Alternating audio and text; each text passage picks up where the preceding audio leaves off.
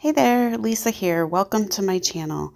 I hope you'll join me in my love of crafting and DIYs and hit that subscribe button. This video is part of the Third Thursday Thrift Flips collaboration, and this is hosted by Elizabeth at Southern Gmore Gals and Tammie at the Rusted Willow.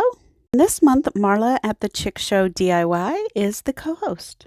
These lovely ladies' channels will be linked in my description box below, as well as the playlist full of other creators bringing you thrift flips today. All right, let's get into the flips that I have for you today.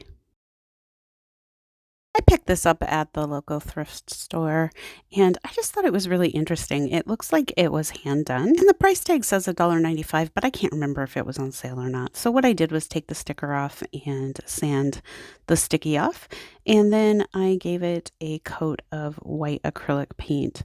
Now, this was a challenge to paint. It would have been much easier to spray paint, but it's way too cold outside for me to go outside and spray paint. So, lots of time, lots of patience. And then what you see me doing here is I'm taking a smaller brush and getting down inside where I couldn't get. And then I took this tissue paper. It reminds me of the mountains of my home state. So anyways, what I did was I just took and cut it sort of close to size, and then I put it down inside, and I'm just fitting it down inside, and then I am going to score the edges just a little bit so that I know where to trim it up. And so that is what I'm doing here. And I just trimmed one edge at a time until I got it to fit in there the best that I could. And then I am taking Mod Podge and I am putting a good thick coat of Mod Podge down inside the bottom portion of this. Then I took my little mini iron and ironed the tissue paper. It had quite a few wrinkles in it, and I wanted to start with a nice flat piece of tissue paper. So that is what I'm doing here with parchment. And then I laid it down inside once the Mod Podge had dried. And with the mini iron, I am pressing it down, and the heat reactivates the Mod Podge so that the tissue paper sticks down, and it gives you a really nice smooth surface. Once it was done and adhered to the locations I could get it adhered with the little iron, I took and trimmed up some spots around the edges that were driving me crazy. And then I take a small brush with Mod Podge on it, and this corner especially I had to do by hand, so I'm just putting the Mod Podge down underneath just a little bit to get it to adhere, and then over the top, and then I'm going around the edges with Mod Podge to make sure that the edges are good and adhered. I decided I wanted to put this up on my mantle for a couple ornaments that I have that don't make the tree because they're breakable.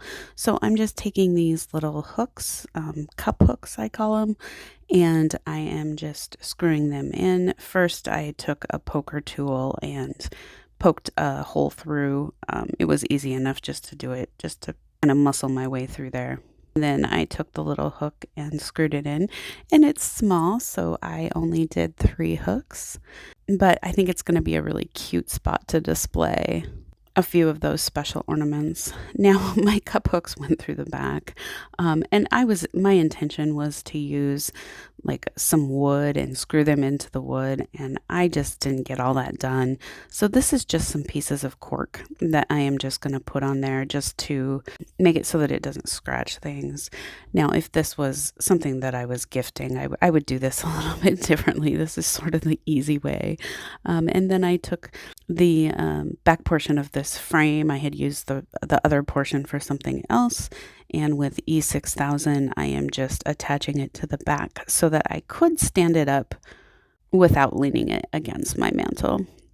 And then some clips to hold it while it adheres. And then I will probably glue that cork down. And if you wanted a real finished look, you could take, maybe some cardboard, or I'm thinking like the wrapping paper for mailing, the brown paper, and cut it out to shape and put it over the back so that it just kind of finishes the look. All right, so here you go. What do you think? I'd love to know what you guys think. I like it. My intention was to paint it green. Tissue paper in, I really kind of like it white. And so I'm torn. You guys will have to let me know. Should I paint it green? Should I leave it white? Should I leave it white the way it is? Or should I add some antique wax? I'm kind of a little bit torn. And so sometimes when I'm not sure, I just leave it, look at it for a while and let it tell me. Anyhow, I would love to hear what you guys think. Make sure to leave me a comment below with your thoughts about this flip.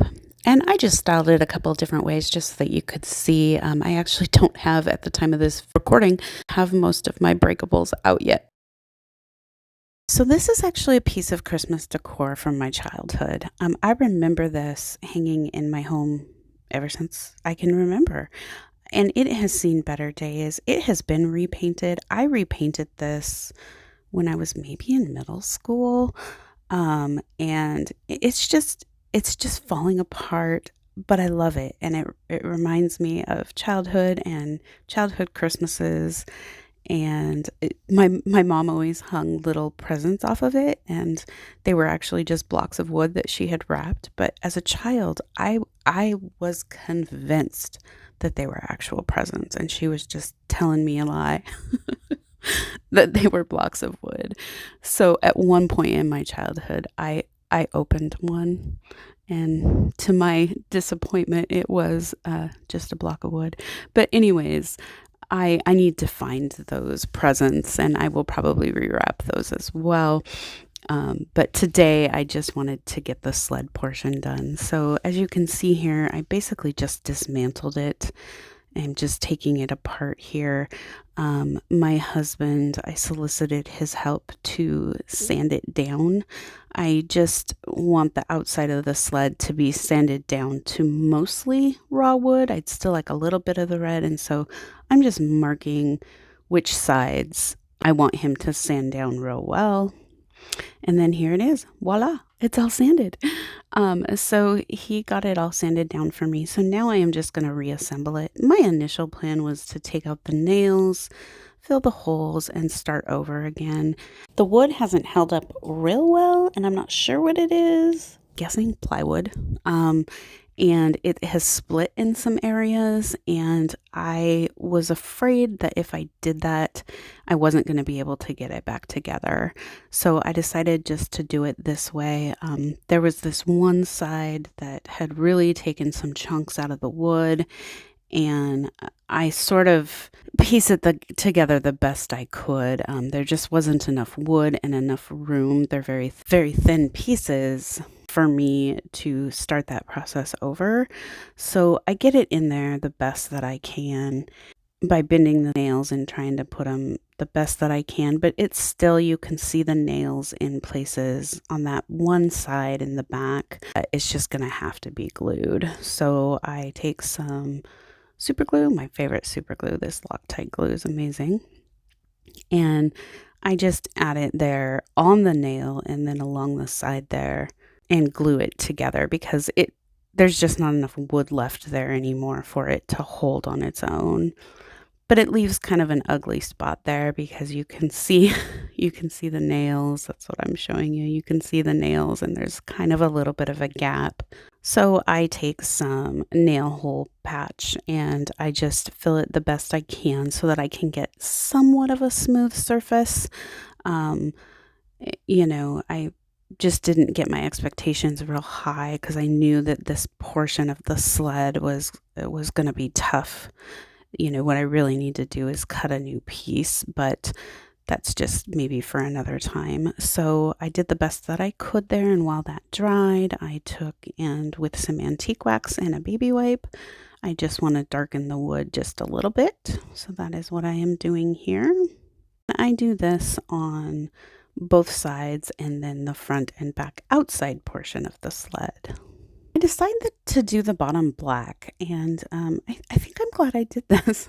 Anyways, so I just take some black acrylic paint, and it actually worked out. This paint is really old, and it's kind of thick, and I kind of like the way that it looks. It sort of makes this look a little more rugged, because that's what I'm going for, super rugged vintage.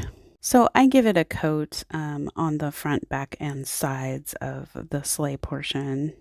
When it dried, I took it and sanded down my patchwork here.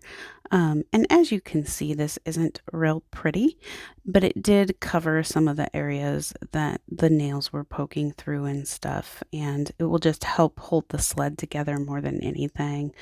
And so I get it down sanded as smooth as I can. There are still ridges if you look real close, but I'm going to go with a dark color. And so I feel like it hopefully will cover it well enough.